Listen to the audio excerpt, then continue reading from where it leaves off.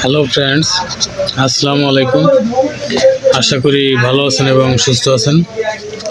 তো আমাদের main thing হচ্ছে ফার্মেসি ব্যবসা।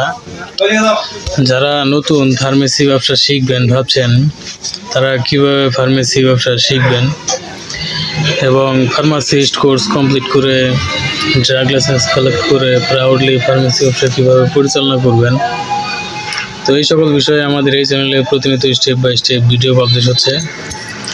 ফ্রেন্ডস, আপনি যদি সিরিয়াসলি ভাবছেন যে ফার্মেসি ব্যবসা শিখবেন, তাহলে অবশ্যই আমাদের এই চ্যানেলটি সাবস্ক্রাইব করে বেল আইকনে অল অপশন সিলেক্ট করে রাখুন। তো ফ্রেন্ডস, এখানে যতগুলো ওষুধ দেখতে পাচ্ছেন, এই সকল ওষুধের বিস্তারিত রিভিউ আমাদের এই চ্যানেলে প্রতিনিয়ত স্টেপ বাই স্টেপ পাবলিশ হচ্ছে এবং ফার্মাকোলজি এর সম্পূর্ণ বিস্তারিত নলেজ আমাদের এই চ্যানেলে প্রতিনিয়ত স্টেপ বাই স্টেপ পাবলিশ হচ্ছে। তো ফ্রেন্ডস, সাবস্ক্রাইব করে আমাদের এই চ্যানেলের সঙ্গে সংযুক্ত থাকবেন। আমাদের আজকের অ্যাটেন্ডের টপিক হচ্ছে ফার্মেসি ব্যবসার জন্য বিপণন কৌশল, এর ব্যাপারে আজকে এক্সপ্লেন করব। তো ফ্রেন্ডস, চলুন শুরু করছি। তো এখানে 6টি পয়েন্ট আজকে বিভক্ত রয়েছে। তো ফ্রেন্ডস, চলুন শুরু করি।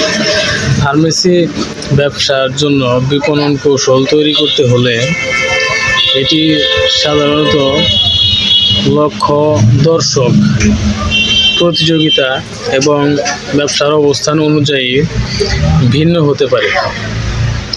তবে কিছু সাধারণ বিপণন কৌশল রয়েছে যা ফার্মেসি ব্যবসা সফলভাবে পরিচালনা করতে সহায়তা করতে পারে।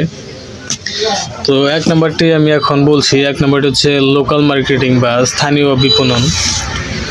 ফার্মেসি সাধারণত স্থানীয় গ্রাহকদের জন্য হয়, তাই স্থানীয় বিজ্ঞাপন, যেমন স্থানীয় পত্রিকা, রেডিও বা বিলবোর্ডে বিজ্ঞাপন দেওয়া যেতে পারে। কমিউনিটি ইভেন্টে অংশগ্রহণ এবং স্বাস্থ্য বিষয়ক সেমিনার আয়োজন করতে পারেন, যাতে মানুষ আপনার ফার্মেসির সাথে পরিচিত হয়। হয়ে গেল এক নম্বরটি। এখন আমি 2 নম্বরটি বলছি। 2 নম্বরটি হচ্ছে ডিজিটাল বিপণন বা ডিজিটাল মার্কেটিং। ওয়েবসাইট এবং সোশ্যাল মিডিয়া ফার্মেসির জন্য একটি তথ্যপূর্ণ ওয়েবসাইট এবং সোশ্যাল মিডিয়া প্রোফাইল তৈরি করা খুবই গুরুত্বপূর্ণ। গ্রাহকদের জন্য প্রয়োজনীয় তথ্য, যেমন